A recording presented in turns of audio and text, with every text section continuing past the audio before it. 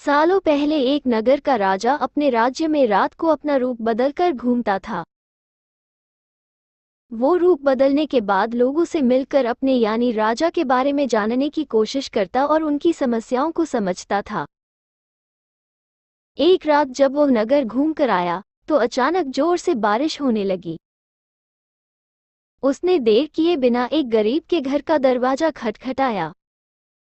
राजा के दरवाजा खटखटाने के बाद घर से एक व्यक्ति निकला। वो एक गरीब किसान था जो अपनी पत्नी और बच्चों के साथ रहता था।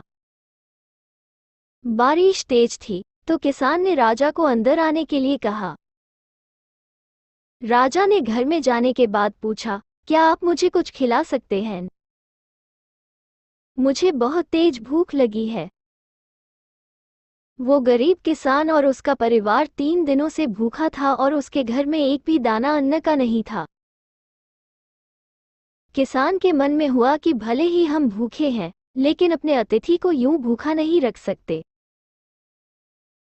अब किसान ये सोच सोचकर बेचैन हो गया कि अपने अतिथि का पेट कैसे भरा जाए। तभी उसने घर के सामने वाली दुकान से चावल चुराने की तरकीब सोची। उसने सिर्फ अतिथि के लिए ही 2 मुट्ठी चावल लिया और उसे पकाकर राजा को खिला दिया। तब तक बारिश रुक गई थी और राजा अपने घर चला गया।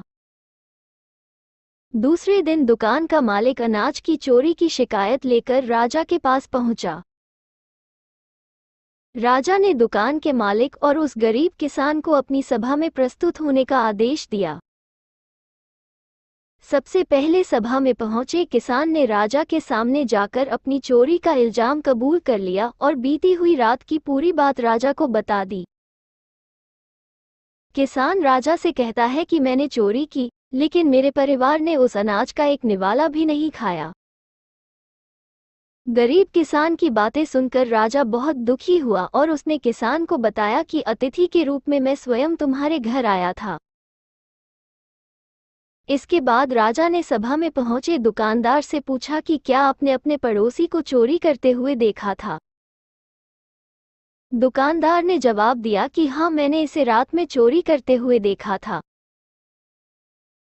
दुकानदार की बात सुनने के बाद राजा कहता है कि इस चोरी के लिए मैं पहले जिम्मेदार हूँ और फिर दूसरा तुम हो, क्योंकि तुमने अपने पड़ोसी को अनाज की चोरी करते हुए देखा, मगर कभी उसके भूखे परिवार को नहीं देखा। तुम अपने पड़ोसी होने का धर्म बिल्कुल निभा नहीं पाए।